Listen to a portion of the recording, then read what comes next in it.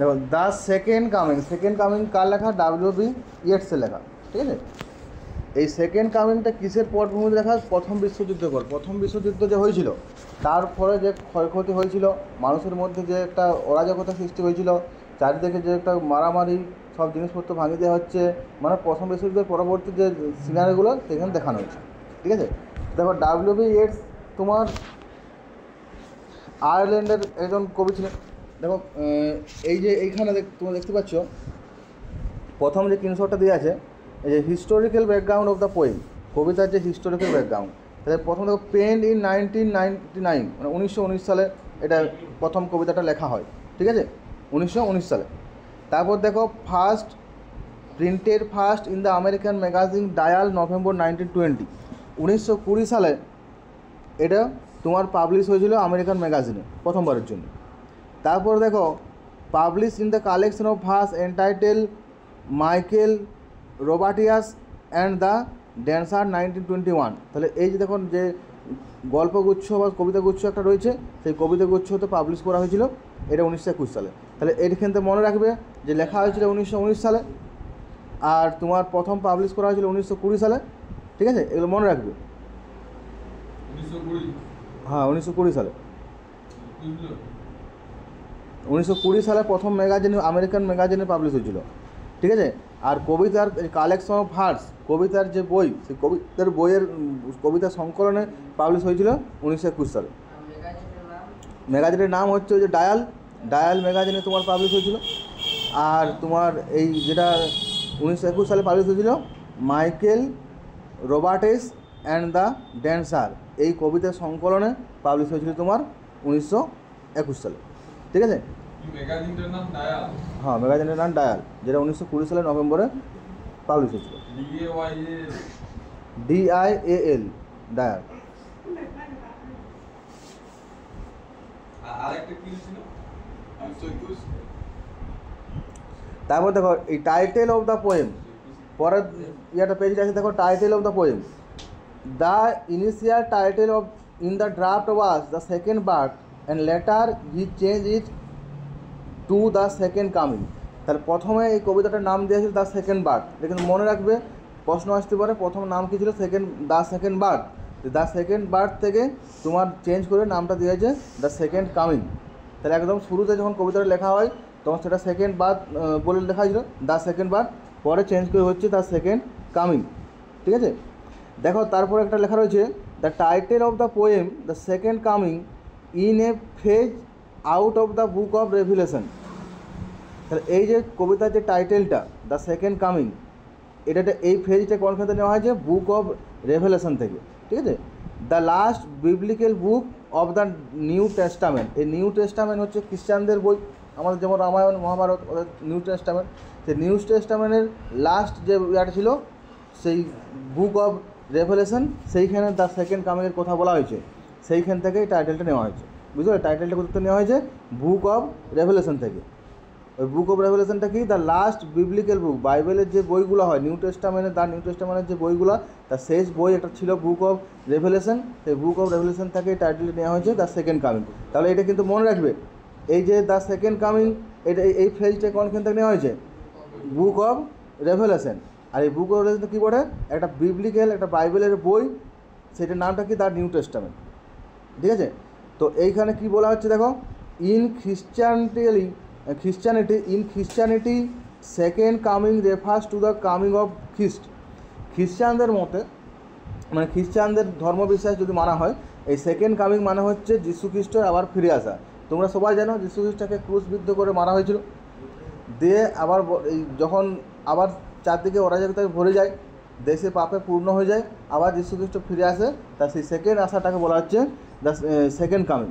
তাহলে second coming refers to the coming of Christ, মানে যীশু খ্রিস্ট যে ফিরে আসছে, সেই যীশু খ্রিস্টের ফিরে আসাটাকে বলা হচ্ছে দ্য সেকেন্ড কামিং।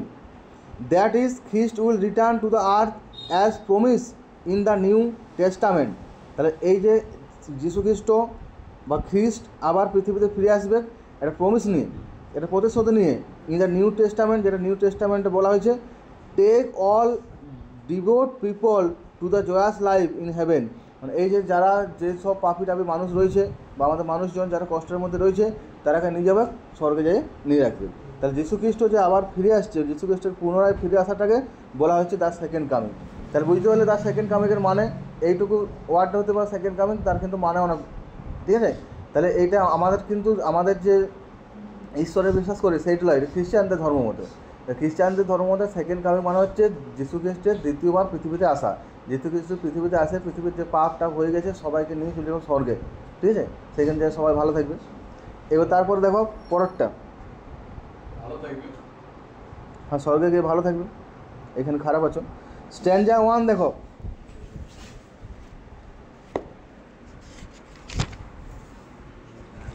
তুই কোথা পাই? স্ট্যান্জা 1 দেখো, turning and turning in the winding gyre. কী বলছে দেখো, turning and turning in the winding gyre, the falcon can not hear the falconer. এটা একটা খুব সুন্দর line. Turning and turning, turning and turning মানে পাক খাচ্ছে, গোল গোল করে পাক খাচ্ছে। পাক খাওয়ার কি, নিচ থেকে শুরু করে নিচ ছোটো ছিল, আস্তে আস্তে বড়ো হতে বড়ো হতে বড়ো হতে উপরে, যত উপরে হচ্ছে তত বড়ো হয়ে যাচ্ছে, মানে বিস্তারটা বাড়ছে। তাহলে turning and turning in the widening gyre. Gyre মানে দেখো পাঠানো আছে দেখিলাও, জায়ার মানে হচ্ছে আবর্ত বা ঘূর্ণি, আবর্ত বা ঘূর্ণি। The falcon can not hear the ফ্যালকনার। এইখানে ফ্যালকন মানে হচ্ছে বাজ পাখি, মানে ফ্যালকন মানে বাজ পাখি। তো বাজ পাখি আর ফ্যালকনার যে বাজ পাখি পুষে, বাজ পাখির যে পালক, তাহলে এইখানে বাজ পাখি হচ্ছে আমাদের মানুষের সিম্বল, আমরা যারা পাপি মানুষ, আর ফ্যালকনার মানে হচ্ছে ঈশ্বর, ঠিক আছে। তাহলে এই লাইনটা মানে হচ্ছে turning and turning in the winding gyre. Turning and turning মানে কি, ওই যে বৃত্তাকার চক্রটা সেটা কেন্দ্রের চারপাশে ঘুরছে, ঠিক আছে, আস্তে আস্তে ঘুরছে, সময়ের সাথে সাথে কি চাকাটা ঘুরছে। Are the falcon can not hear the ফ্যালকনার। Falcon মানে বাজ পাখি, বাজ পাখিকে যে পুষেছে, বাজ পাখির যে মালিক বা বাজ পাখির যে পালক, সেই বাজ পাখি তার পালকের কথা শুনছে না। জেনারেলি ধরো তুমি যদি একটা কুকুর পুষো, কুকুরটা ডাকবে, তোমার কাছে আসবে, এবার এমন হচ্ছে কুকুরটাকে তুমি ডাকছো, আসছো না, তোমার কথা শুনছে না, তোমাকেই কেউ কেউ করছে। সেরকম এই যে ফ্যালকন, যে বাজ পাখি যে পুষেছে, সেই বাজ পাখি পালক, তার কথা ফ্যালকন শুনছে না। মানে এই যে এটা কি বলছে, সাধারণ মানুষ ঈশ্বরের কথা শুনছে না, মানে ঈশ্বরকে মানছে না। এটা সমাজের মধ্যে একটা অরাজকতা সৃষ্টি হয়েছে প্রথম বিশ্বযুদ্ধের পরে, কেউ কারো কোনো কথা শুনছে না। সেইটাই বলা হচ্ছে যে ফ্যালকন মানে এমন একটা অবস্থা হচ্ছে যে বাজ পাখি যে সবসময় তার মালিকের কথা শুনে, সেই বাজ পাখিও তার মালিকের কথা শুনছে না।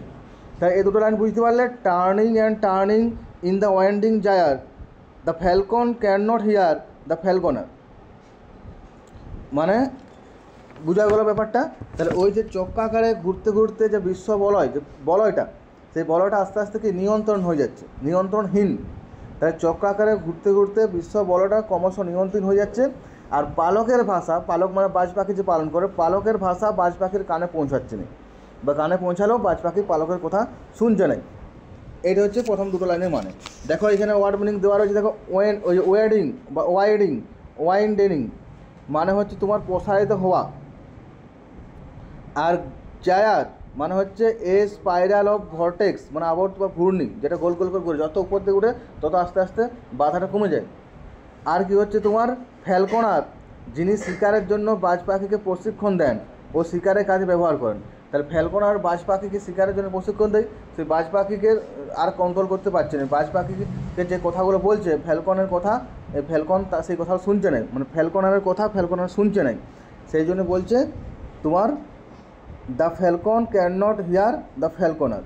এদের জায়ারের ছবি দেওয়া আছে আর ফ্যালকনের ছবিও দেওয়া আছে, ঠিক আছে। তারপরে নেক্সট লাইন দেখো,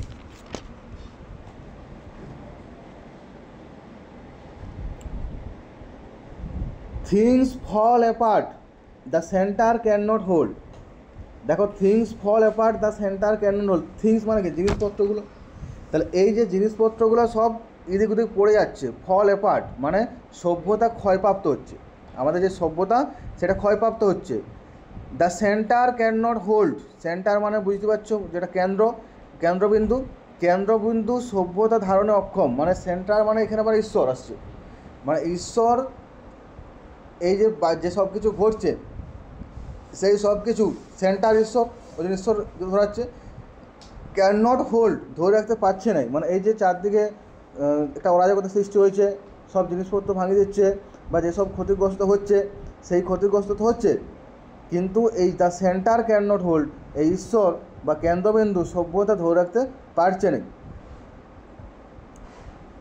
মেরে anarchy is লুজড upon the world, তাহলে বিশ্ব জুড়ে কী হচ্ছে, নৈরাজ্য, প্রবল অস্থিরতা সৃষ্টি হচ্ছে। নৈরাজ্য মানে কি, কেউ রাজার কথা মানছে না, যে রাজা, নৈরাজ্য কখন সৃষ্টি হয়, যখন রাজার কথা কেউ মানছে না। তাহলে বলছে anarchy is লুজড upon the world, মানে পুরো পৃথিবী জুড়ে একটা নৈরাজ্য, একটা প্রবল অস্থিরতা সৃষ্টি হচ্ছে। The blood dim tide is closed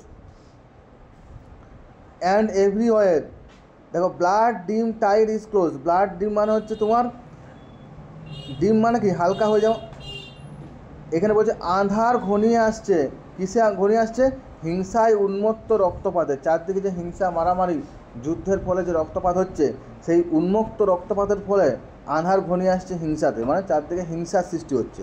the blood dim tide is loosed everywhere, the ceremony of innocence is down, তাহলে এই যে ইনোসেন্স, নিষ্পাপ, সরলতা, সেই সরলতা আজ অবহেলিত, ডাউন মানে ডুবে গেছে। আগে যে মানুষ সহজ সরল ছিল, সেই সহজ সরল মানুষ আর নাই, তাহলে ওটাই বলা হচ্ছে the ceremony of innocence is down, মানুষের সারল্য আজ কী হচ্ছে, সর্বত্র অবহেলিত হয়েছে, সেই সারল্য আর নেই, কমে গেছে। The best lack all conviction while the worst are full of passionate intensity, কী বলছে দেখো, the best lack of conviction, best ভালো, সব থেকে ভালো, ভালো জিনিস তার বিশ্বাস হারাচ্ছে, ভালো জিনিস আর থাকছে না, চারদিকে আর কিছু ভালো নেই। While the worst are full of passionate intensity, যেখানে দুষ্ট বা খারাপ জিনিস উৎসাহের সঙ্গে কাজ করে যাচ্ছে, মানে ভালো জিনিস, ভালো কাজের কোনো মূল্য নাই, ভালো কাজ হচ্ছে না, কিন্তু খারাপ কাজ কীভাবে হচ্ছে, প্যাশনের সঙ্গে, উৎসাহের সঙ্গে মানুষ খারাপ কাজ করে যাচ্ছে। তাহলে প্রথম প্যারাগ্রাফটা একটু বুঝো ভালো করে, এটা কিন্তু একটু অন্যদের কবিতা থেকে একটু কঠিন আছে, লাইনগুলো দাগ দিয়ে দিচ্ছি, পেন দেখো আগে প্রথমে এটা দেখি নাও।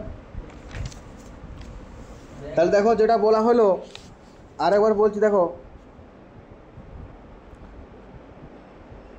এই যে title of the poem the second coming, the second coming কী বলা হচ্ছে, খ্রিস্টান ধর্ম অনুযায়ী শেষ বিচারের দিন যখন দ্বিতীয়বার বিচার হবে, যীশুখ্রিস্ট আবার আসবে, কিসের জন্য, ধর্মরাজ্য প্রতিষ্ঠা করার জন্য, মানে আবার নতুন করে একটা সমাজ তৈরি হবে, এটা ধরা হয় যে যীশুখ্রিস্ট আবার আসবে, তো সেই জন্য নামটা হচ্ছে দ্য সেকেন্ড কামিং, ঠিক আছে।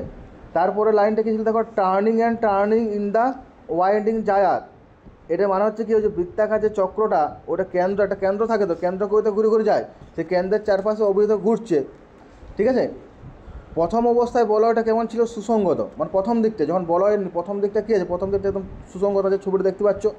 এবারে যত উপর থেকে উঠছে, তত গোলকের অংশগুলোকে যে অপ্রশস্ত হচ্ছে, আস্তে আস্তে আস্তে আস্তে পরিধিটা বাড়ছে, চাকাটাও ঘুরছে, সময়ের অগ্রগতির সঙ্গে সঙ্গে চক্রটা ঘুরছে, আর বলয়গুলো সংগতি হারিয়ে ফেলছে, যত চক্রটা পড়তে যাচ্ছে বলয়গুলো সংগতি হারিয়ে ফেলছে, এবং স্বাভাবিকভাবে কী হচ্ছে, গোলকের অংশটা ক্রমশ বিস্তীর্ণ হচ্ছে, উপরটা দেখো বড় হচ্ছে, বিস্তীর্ণ হচ্ছে।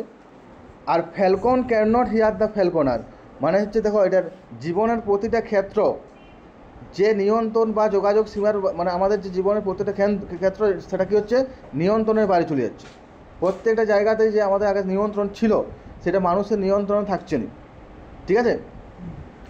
যারা শাসক আর যারা শাসিত ব্যক্তি, তাদের মধ্যে একটা ভাঙনের ইঙ্গিত বহন হচ্ছে, কেমনভাবে, ওই যে বাজ পাখি পালনকারীর কথা শুনছে না, আমরা ঈশ্বরের কথা শুনছি না, আমরা খ্রিস্টের কথা শুনছি না, ঠিক আছে, মানে যে সব মানুষ আর কি। তাহলে কেন্দ্র আর পরিধির মধ্যে একটা ক্রমবর্ধমান দূরত্ব হচ্ছে, যেটা ছবিটা তোমরা দেখতে পাচ্ছ, কেন্দ্র থেকে দেখো পরিধিটা আস্তে আস্তে অনেক দূরে চলে যাচ্ছে। এইখানে বাজ পাখি হচ্ছে মানুষের প্রতীক, আর পালক বলতে যীশু খ্রিস্টকে বোঝানো হয়েছে, যেহেতু খ্রিস্টান ধর্ম নিয়ে বলা হচ্ছে, ঠিক আছে। এই দৃশ্যটা যেটা আমরা দেখছি, মানে পড়ছি, বিংশ শতকের খ্রিস্টান সমাজের অসংহত অবস্থার প্রতীকী নির্দেশ বহন করছে। সেই বিংশ শতাব্দীতে 1900 থেকে যে ওই সালটা 2000 সালের মধ্যে খ্রিস্টান সমাজের যে একটা অসংহত অবস্থার সৃষ্টি হয়েছিল, সেইটা এখানে বলা হয়েছে, ঠিক আছে। তাহলে বুঝতে পারলে ব্যাপারটা। তারপরে 3 নম্বর 4 নম্বর লাইনটা কী বলা হয়েছিল, 3 নম্বরে বলা হচ্ছে থিংস ফল অ্যাপার্ট। এই যে থিংস ফল অ্যাপার্ট, জিনিসগুলো কী বলা হচ্ছে, এই যে বলয়ের পরিধি আস্তে আস্তে বিস্তৃত হচ্ছে, তারপরে কী হচ্ছে, জিনিসগুলো সব থিংস ফল অ্যাপার্ট, মানে ওই যে অংশগুলা অসংগত হয়ে পড়ছে, বিচ্ছিন্ন হয়ে পড়ছে। আর এখানে যদি তোমরা আক্ষরিকতা ধরো তাহলে চারদিকে সব জিনিস পড়ে থাকছে, চারদিকে ধরো রক্ত পড়ে থাকছে, জিনিসপত্র ভাঙে পড়ে থাকছে। ওই জন্য বলছে থিংস ফল অ্যাপার্ট, জিনিসগুলো কী হচ্ছে আস্তে আস্তে তোমার চারদিকে বিচ্ছিন্ন হয়ে পড়ছে। The centre can not hold, centre মানে যেটা বলা হলো কেন্দ্র, কেন্দ্রটা কিন্তু সব কিছু আঁকড়ে ধরে রাখতে পারছে না। তাহলে কী হচ্ছে, নিয়ন্ত্রণ হারায় ফেলছে, কেন্দ্র কিন্তু সব কিছু আর ধরে রাখতে পারছে না, সেই জন্য যেটা তোমার সব কিছু নিয়ন্ত্রণের বাইরে চলে যাচ্ছে। এটা তোমার বিংশ শতাব্দীর যে সভ্যতার যে টালমাটার পরিস্থিতি সেটা দেখানো হয়েছে। কারণ কি, সেন্টার যদি আমরা কেন্দ্র ধরি, আমরা যদি এখনকার সময়ে সরকার ধরি, সরকার সব কিছু নিয়ন্ত্রণ করতে পারছে না। এই যে চারদিকে অরাজকতা সৃষ্টি হচ্ছে, দেখতে পাচ্ছ আন্দোলন হচ্ছে, সরকার নিয়ন্ত্রণ রাখতে পারছে কি? সেই অবস্থাটা তখনও হয়েছিল, তখন ঈশ্বর কিন্তু সব কিছু নিয়ন্ত্রণ করতে পারে না। ঠিক আছে, মেরে anarchy is লুজড upon the world, এর মানেটা কি? পৃথিবীতে নৈরাজ্য নেমে এসছে। মানে যদি রাজা ধরা হয়, রাজার শাসন আর কেউ মানছে না, সারা পৃথিবী ধরে নৈরাজ্য চলছে। The blood dim tide is লুজড, এটা হচ্ছে তোমার একটা নিষ্ঠুর সন্ত্রাসের চিত্র, অবিরাম সন্ত্রাস হচ্ছে, রক্তপাত হচ্ছে চারদিকে। ঠিক আছে, চারদিকে রক্তে কী হচ্ছে, দৃষ্টি ঝাপসা হয়ে উঠছে। এটা এখানে বলা হচ্ছে টাইড মানে কি? স্রোত, টাইড মানে স্রোত, স্রোত কোথাটার মাধ্যমে ক্ষমাহীন ধ্বংসালীলার কথা বলা হয়েছে। এই যে the blood dim tide is, Tide মানে যেটা বয়ে চলেছে, স্রোত মানে এখানে যেমন নদীর স্রোতের শেষ নাই, এখানে ক্ষমাহীন ধ্বংসলীলা মানে রক্তের কোনো শেষ নাই, চারদিকে রক্তপাত আরও বেশি বেশি করে হচ্ছে। এবার 6 নম্বর লাইনটা দেখো, 8 নম্বর লাইনটা, and everywhere the ceremony of innocence is down, মানে এই যে তোমার অরাজকতা, বিশৃঙ্খল, মানুষের মধ্যে যে সততা, সেইগুলো কি আর নাই, চারদিকে একটা কী হয়েছে, ইনোসেন্স চলে গেছে, মানুষের যে ভালো গুণগুলা সেই গুণগুলা কেড়ে নিয়েছে।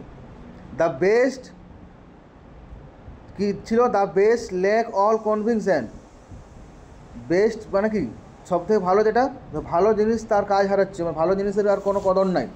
While the worst are full of passionate intensity, যেখানে কি হচ্ছে তোমার কি আস্তে আস্তে কি যেটা নৈতিক একটা তোমার অবক্ষয় হচ্ছে। এই পরিস্থিতিতে কি মানুষের মূল্যবোধ যেটা ছিল, মূল্যবোধ আর থাকছে না, উল্টা হয়ে যাচ্ছে। যারা সত্যনিষ্ঠ, ঠিক আছে, তারা বিশ্বাস হারাচ্ছে, মানে সত্যের আর কোনো মূল্য থাকছে না, সত্য ধীরে ধীরে নিষ্ক্রিয় হয়ে পড়ছে। ঠিক আছে, ভালো জিনিস আস্তে আস্তে নিষ্ক্রিয় হয়ে পড়ছে, বিপরীত দিকে খারাপ জিনিসগুলো, মানে যেটা ধর্মান্ধ, যেটা নৈতিকতা বা যেটা বিবর্জিত লোকেরা, যারা খারাপ লোক যারা, তারা কী করছে, উৎসাহের সঙ্গে কাজ করছে। বুঝতে পারলে? তাহলে 8টা লাইন। এবার দেখো যে জায়গাগুলো তোমাকে পড়তে হবে, দাগ দিচ্ছি।